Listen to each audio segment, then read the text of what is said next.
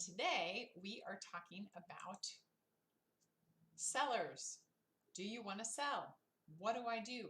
Where do I get started?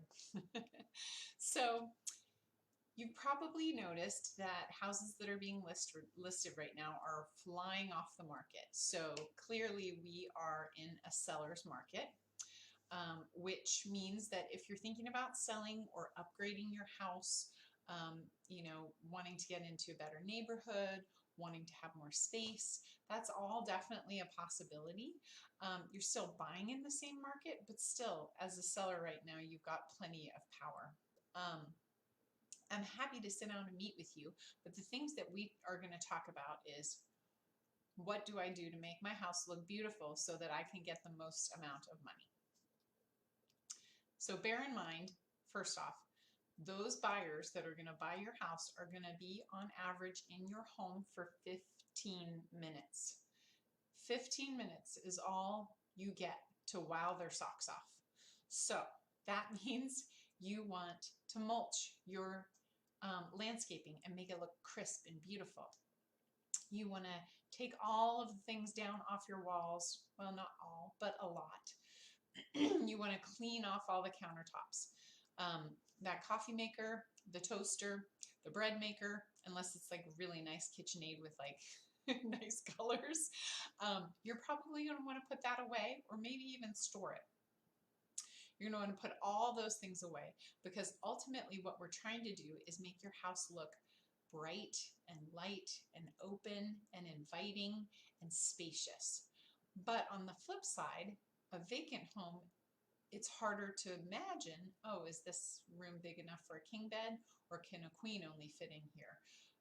So a lot of times it is useful to have physical things in the space so buyers can picture, oh, okay, my bed's going to fit in there and our couch is totally going to fit in there. It helps them imagine, because it's very difficult to imagine what all of your stuff is going to look like and size in general without any frame of reference. Other things you can do, paint the walls.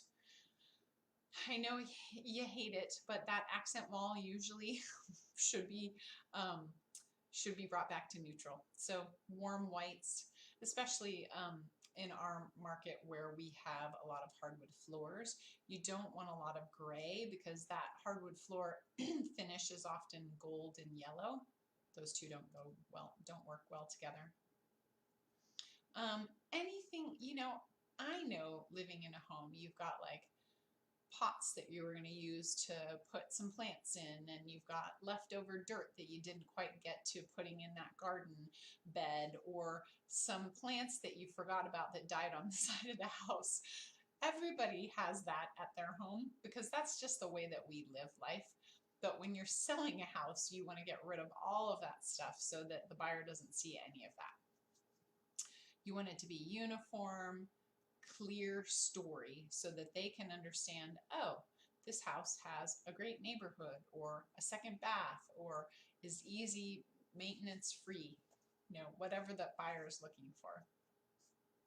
But you don't have to navigate this alone. So obviously I am here and I do consults with sellers. So I'll walk through your house and I'll tell you what I think you should take down and what you should leave. And we might rearrange your living room.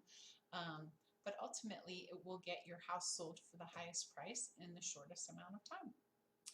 Of course, I am always here with any questions you might have. So don't hesitate to reach out. You can call me, text me, or just message me below. And if you want any more interesting information about real estate, we've got a YouTube channel you are welcome to check out at Paris Group Realty. And I will see you next week. Have a wonderful week. Take care.